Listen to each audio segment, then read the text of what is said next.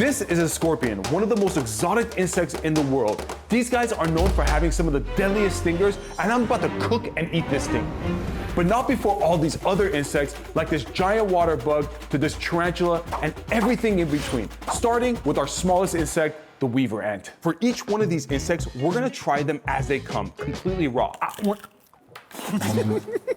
But also, we're gonna incorporate them into my favorite dish to see if they taste any better. And for the weaver ants, we're gonna be making my favorite pasta dish, fettuccine alfredo pasta. To my pan, I'm going in with a little bit of onion here, mushrooms. This is what gives it that earthy flavor. Okay, now that our mushrooms are nice and sauteed, I'm going in with some of that garlic.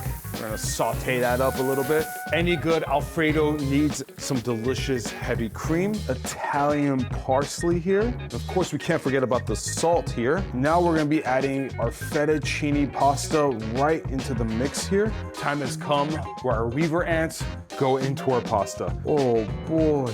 Now let's plate up our pasta here. Ooh. We're not done yet. I'm gonna just top this off with some more of that ant. And there we have it, weaver ant fettuccine alfredo pasta. Okay, I don't know what is in front of me, but I'm terrified right now. Oh! Before we have any of the food, we need to have the insects by itself. All right. Cheers. It tastes like cheese gone bad. Yeah. Can we try this though? Cheers, I guess. Cheers, yeah. Yeah, I don't get the flavor of the ants, but I feel the crunching of the ants. I'm not gonna lie, you know, those weaver ants gave this fettuccine a little bit of crunch. I honestly couldn't even, like when I tasted it on its own, I thought it was disgusting. All right, Cream, from a scale of 1 to 5 insects, how well do you think the weaver ants were incorporated in this dish? I'm gonna give this a 5 stars. Okay, we're starting off good. The crunch threw me off because Alfredo usually doesn't have the crunch, but I don't think it was a bad thing. I'm gonna give this a 4. I think more Italian restaurants need to start doing this. Next insect. Next up are stink bugs, which about 50 of them equals to 1 gram of protein, and they're known for their stinky smell. They're the skunks of the insect world. Now let's go ahead and open this and see how bad they stink. Oh, they are tiny. You know what they remind me of? Little chocolate chips. So let's make stink bug chocolate chip cookies. We're gonna go in with some room temp butter here, brown sugar. That brown sugar caramelizes, so it gives you that nice color, and it tastes absolutely amazing. With a hand mixer, I'm gonna blend the sugar and butter so it's nice and smooth. Now we're just gonna add in some eggs. In order to make our cookie rice, we're gonna need some baking soda, and we're gonna blend that in as well. Also, stink bugs don't have a mouth. They use these needles to pierce through plants to suck the juice out of it. Okay, now we just gotta add in our all-purpose flour here. We're gonna gently fold that in, and we should get our cookie dough here. All that's left to do is add in our chocolate chips, but we're going in with the stink bugs. Ooh, oh my goodness. You know, they don't look that bad. They kind of look like chocolate chips, so kind of excited to try this one. Now let's turn these into cookie dough balls. We're just gonna take a little bit here, but we're not done. I'm gonna top them off with some more stink bugs. Kind of like how you do with chocolate chip cookies. Our stink bug cookies are ready to be baked. Let's pop them into the oven. All right, about 12 minutes later, our stink bug chocolate chip cookies are officially ready. This is nuts. Here we have it, guys, our stink bug cookies. What are you doing to me, bro? I'll get a little handful. Can we just like not even think about it, just go for it? Yeah, go for it, go. Tastes like pumpkin seeds a little. Yeah. I made stink bug cookies because they reminded me of the mini chocolate chips. Yeah, feeling creative or what? Yeah, I felt a little creative. This guy. Don't look bad, cheers. Oh, the moment you crunch into them, it's really good. I feel like the sweet doesn't work with this. No, you're right. Like I need this on something salty, like a pasta. Okay, what are you gonna rate my stink bug cookies? Honestly, it doesn't work in a cookie. I don't think it was too bad. I'm gonna give this a 2 out of 5. I'm gonna give this a 1.5 out of 5. You're Yeah. right, I don't think it worked because of the texture, but the flavor to me wasn't bad. Flavor wasn't too bad, yeah. On to the next. Oh my gosh. Next up are crickets, and eating 20 of them will get you 10 grams of protein. And the crazy thing about these guys is their ears are on their knees. Oh my goodness. These things straight up look like aliens. I don't know how they exist. But you know what? Since it's super crunchy and roasted, let's go ahead and make fried rice with it. To make the best fried rice, we're gonna be making eggs first. First, we gotta get our pan scorching hot. I can see some smoke coming out of here. I'm gonna hit it with some oil. Then we're gonna go in with our egg. Beautiful.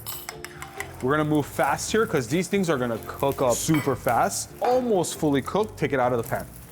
As you guys can see right here, it's a little runny. This is perfect because when we add it back, then it will fully cook. That is the secret to to making good fried rice. This is 1 day old rice. Ow, I just hit myself in the eye. I'm gonna go in with some green onions, and every good fried rice comes with soy sauce. Simple. I love simple fried rice. Now to this, we're gonna add in our eggs. I'll add in about half. Go ahead and mash that in. The time has come.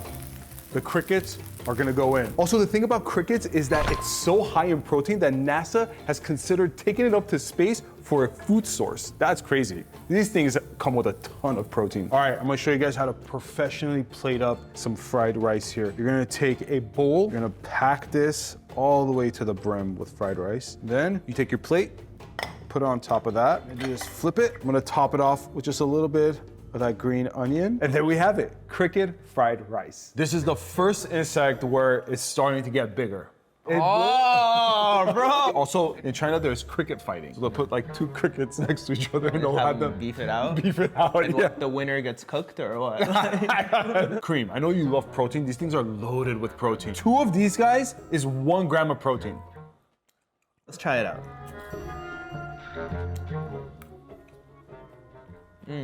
I'm giving this a 5. Really? Crickets add a nice crunch to it. Like, I'll eat this whole plate right here. Okay, listen, I think it worked really well with the fried rice. It's not bad, it's just visually, it looks horrible. It looks scary. A 3 out of 5. Yeah? Yeah. Okay, so why don't you just go ahead and eat that whole plate while I start the next insect? No, yeah, I'm definitely gonna do that.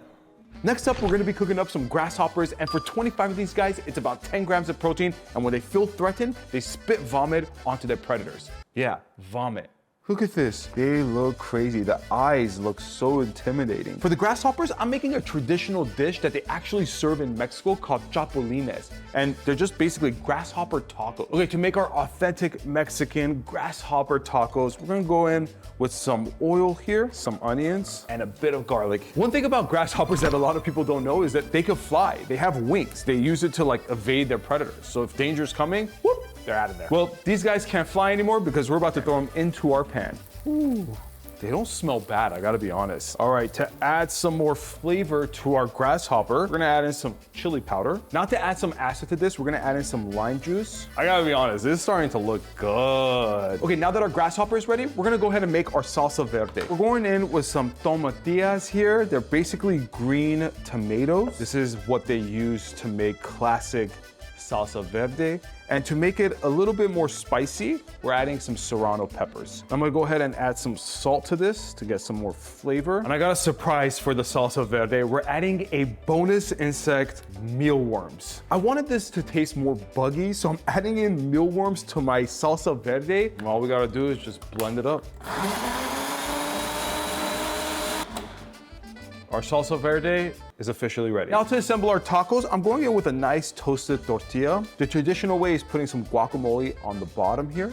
And before you guys feel bad, you shouldn't, because grasshoppers cost farmers $1.6 billion a year just in the US alone. So you can safely say that grasshoppers are farmers' worst enemy. Okay, I'm gonna go in with some cilantro right on top of that.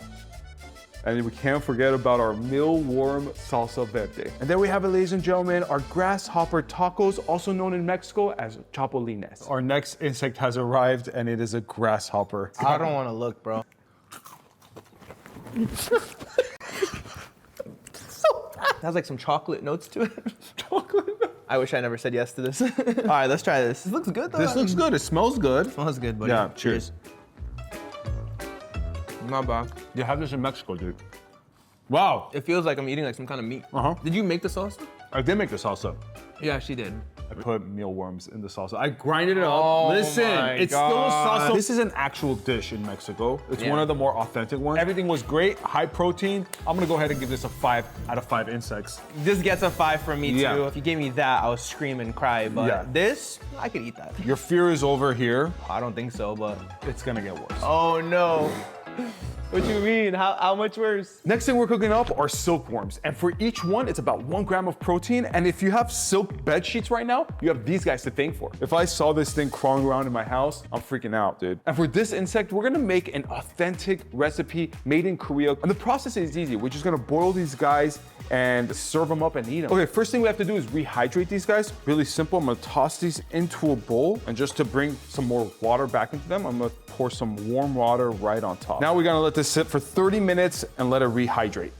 Okay, our silkworms have been soaking for about 30 minutes now. They're nice and moist and tender. So I'm gonna just go ahead and add this to a pot. Oh man, the smell is a little rancid, I'm not gonna lie. Okay, now to our mealworms, I'm gonna add in some more water. We want this to be clean. I'm gonna go in with some green onions, sugar here, soy sauce. And here I got some traditional Korean chili powder, which we're just gonna sprinkle on top. And the last thing we wanna add is some diced up garlic. And we're just gonna go ahead and mix everything together. One thing about these silkworms is that the mothers could lay up to 500 eggs and they die right after they lay the egg. When the baby is born, the mother's already gone. And we're gonna place this onto medium heat and kind of just bring it to a boil and reduce the liquid so we can concentrate all that flavor. And here we have it, guys, our silkworm dish called bandegi. These don't look too bad. Let's try it, cheers. That's not bad at all. Not bad. Yeah. Oh, aftertaste, holy. Oh wow, yeah, you're right. Bro. Ooh. This looks good. So they make this in Korea, they sell it, right? Okay. Smells good. It smells absolutely amazing. Korean is legit my favorite food. Cheers. Cheers. Okay, not bad. Not bad. Kind of carries that like sauce nicely. Because of the flavor, it's saving it. I'm gonna go right down the middle, 2.5 insects out of 5. I agree with you 100%. Yeah. 2.5 insects out of 5. Really? I would not touch this with a 9-foot pole. All right, well, the next one, you might not even want to touch at all. This is a cicada, and eating 20 of them is 100 grams of protein, and it is the loudest insect in the world. These things are so loud, standing next to them is about 120 decibels. That's like standing next to a chainsaw machine. Also, the thing is their body is hollow, so they rub their stomach, and that's how you get that cicada sound that's just so annoying. These things are very invasive, but they come once a year. They go back into the ground and leave us alone for the rest of the year, but once it starts getting warm, these guys are out and about. Because of the size of cicadas, I'm gonna make my favorite dish of all time, pizza. We're making cicada pizza. To make our pizza, I already made the pizza dough.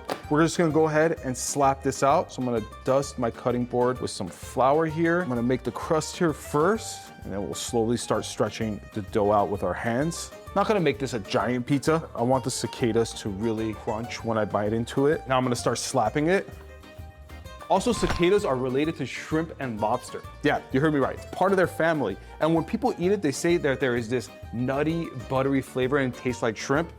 We'll be the judge of that. I'm gonna go ahead and put that onto my pizza tray, make it into a circle here. And of course, now we're gonna need some pizza sauce here and mozzarella cheese, or as the French say, mozzarella. And now it's time to top it with our cicadas. Oh boy, this is crazy. But I feel like something's missing. So we're gonna add a bonus insect, which are termites. This is what they look like. They're super tiny, but they'll be perfect on our pizza. So I'm just gonna sprinkle it around the cicadas here. This has to be the first ever bug pizza. Our flying termites are on. Now let's pop this into the oven.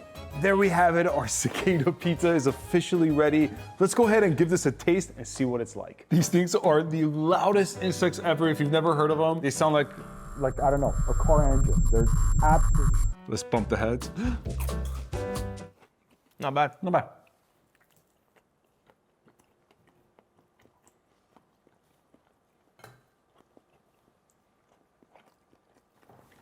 I know. I hate looking at it. I hate the fact that when I do this, it's right there in front of me. This is getting a 2 from me. The flavor tastes like peanut. Yeah, I'm gonna go ahead and give this a 1. I don't think that cheese worked with the cicada. No. The cicada's texture, again, biting into the head. So you say bigger, like how much bigger are we talking? Let's just say the next one's not gonna be any smaller. Oh no. Here we go. Next up on the menu are diving beetles. Each one is about 5 grams of protein, and they're known to having one of the strongest jaws where they could suck blood from humans. Ooh, these ones smell weird. They have a really soft and shiny exterior shell. Because of how shiny it is and smooth, I'm gonna make a lollipop out of this. To make a lollipop, super simple. You actually really just need 3 ingredients: some sugar, corn syrup, and some water. And once we get to that 300-degree range, we're gonna go ahead and add in our flavor and color. An interesting thing about these diving beetles is they put air bubbles underneath their wings and could be underwater for hours. They're kind of like insect scuba divers. We're gonna go with lemon extract because I feel like this dark beetle is like a lemony flavor for some reason. And then we're gonna mix this in. Okay, I got my lollipop mold right here, and I'm just gonna place the diving beetle right in the center of that. And then we're just gonna go and pour in our sugar right on top of that. All right, now we just wait for our lollipop to set. Here we have it, guys. Diving beetle popsicles. This one's gonna be an interesting one to try. So this thing about these guys is they're good at like playing dead and then they jump and attack you. So one of them might be alive. Oh, okay, great.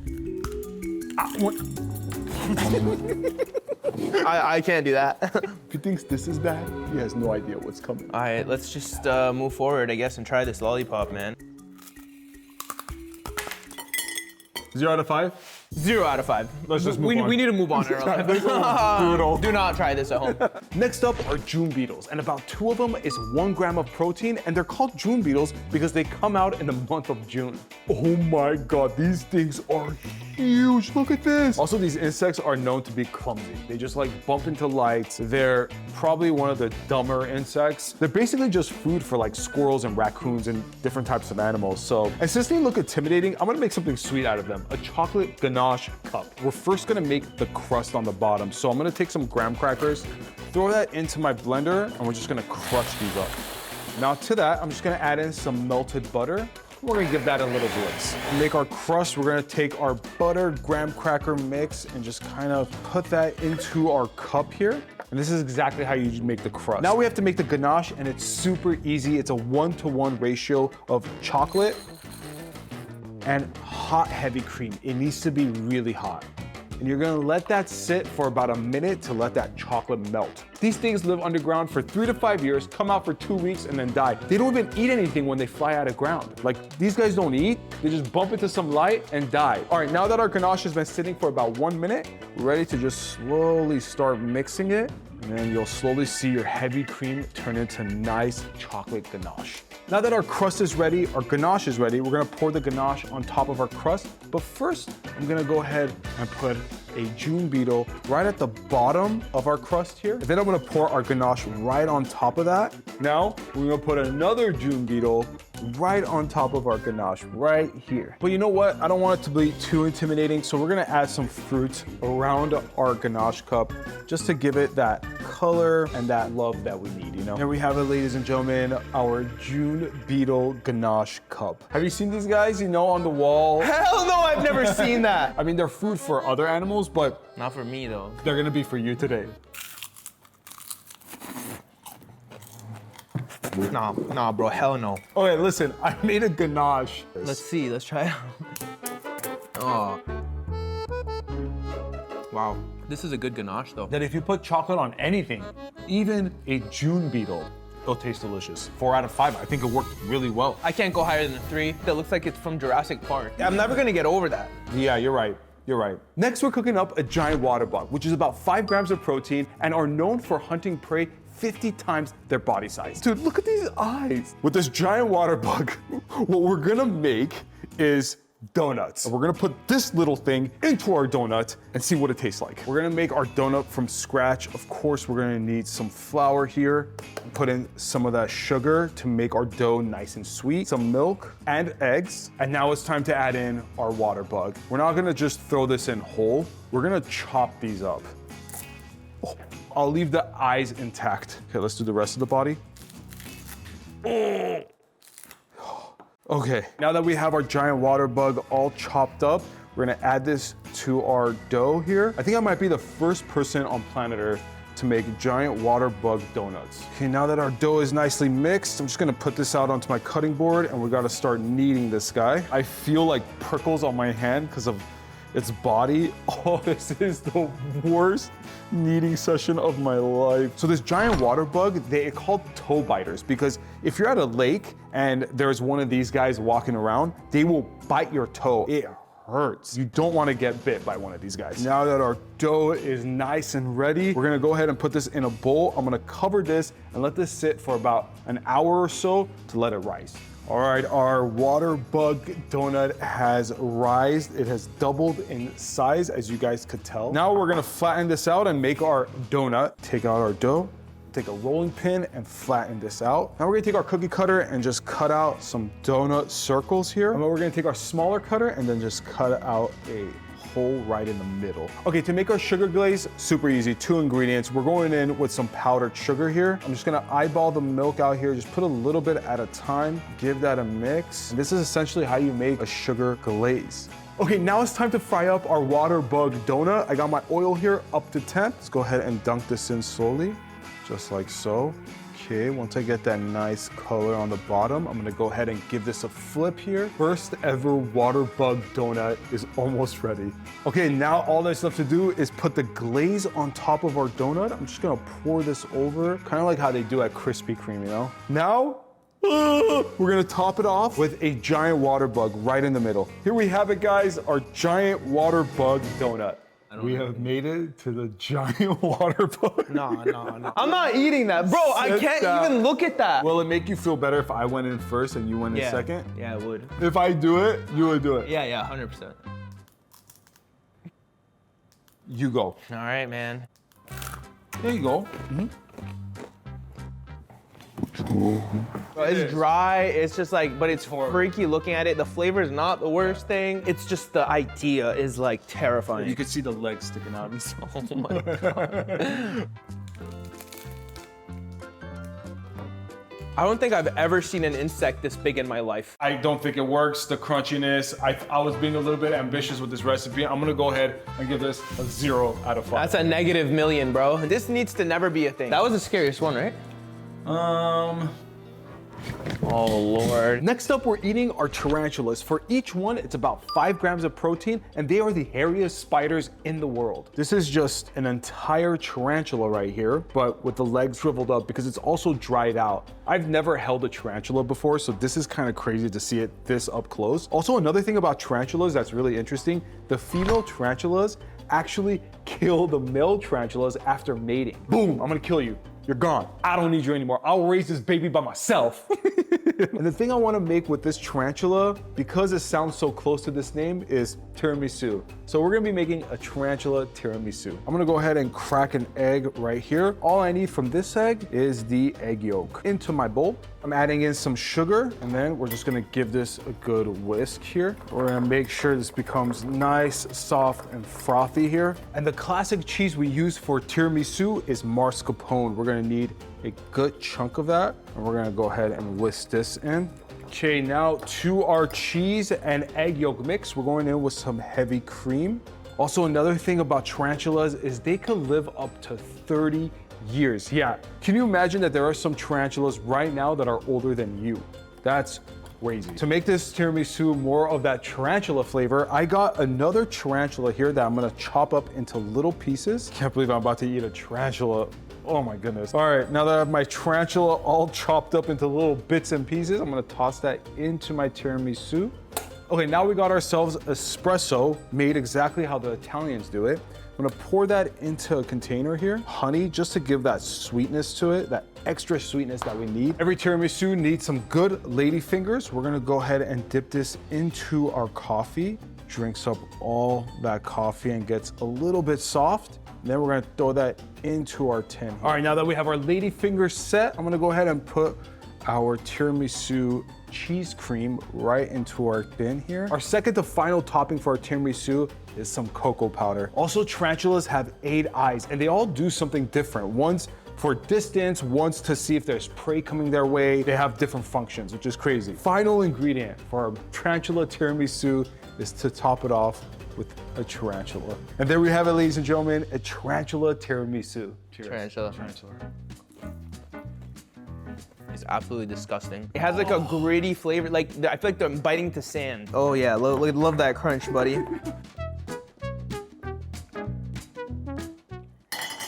Oh man, it was absolutely delicious. I give it a 0 out of 5. Really? Terrible. Listen, I disagree with you. I think the flavor of it wasn't that bad. Because the tiramisu was good, I'm gonna give this a 2 out of 5. But we got one more insect left. Next up, we're gonna be cooking up a scorpion, and one of these guys is about 5 grams of protein. And an interesting thing about them is that they can fast up to 12 months, but I can't, so I'm about to eat this little guy. Also, another thing about these black scorpions is that they can live in water for 2 whole days. They don't need to come up for air. Look at the claws here. With something that looks as crazy as this, I'm gonna make a chocolate ball recipe with it, with a caramel drizzle on top. You guys will see, it's actually pretty cool. So let's go ahead and get started. Ooh. To make our chocolate ball, I got a ball mold here that you just kind of pop open. So a little hack here, just use some chocolate wafers and you don't have to temper any chocolate. And I'm gonna pop this into the microwave until it fully melts. Now that our chocolate is fully melted, I'm gonna pour some into 1/2 of our chocolate ball here. So I'm gonna just quickly flip this on top. Boom. Gonna go ahead and spin this around and just make our chocolate shell. As you guys could tell, our ball is completely covered in chocolate. So I'm gonna toss this into the fridge so we get our shell. Here it is, our chocolate ball. We're not done yet. Now, we're gonna be making the bottom portion of our chocolate ball. That is a perfect hole for our scorpion chocolate ball. All right, now for our bottom half, I'm gonna be putting in about a scoop of vanilla ice cream. And then I'm gonna dress up the surrounding area with some fruits. I'm gonna go with some raspberries. I'm gonna take the scorpion, place that right on top of our ice cream. We're gonna take our chocolate ball. Now all we have to do is drizzle some hot caramel right on top to open up our chocolate ball. Oh my goodness. Our chocolate melted right on top of our scorpion here. And here we have our chocolate scorpion ball. I want to try it though. Smells bad. Terrible. All right. Cheers. Mixed with dirt and like, oh, bro.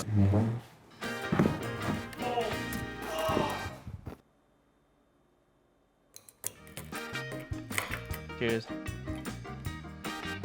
Hell no. Oh, and I forgot to, no. No, got it. It's getting a 0 from me. I can't do it at all. Not the tarantula was bad, but the scorpion was the worst one for sure. Man. I'm just happy that this video is over and we don't have to eat any more bugs. Yeah, for real. See you guys in the next one.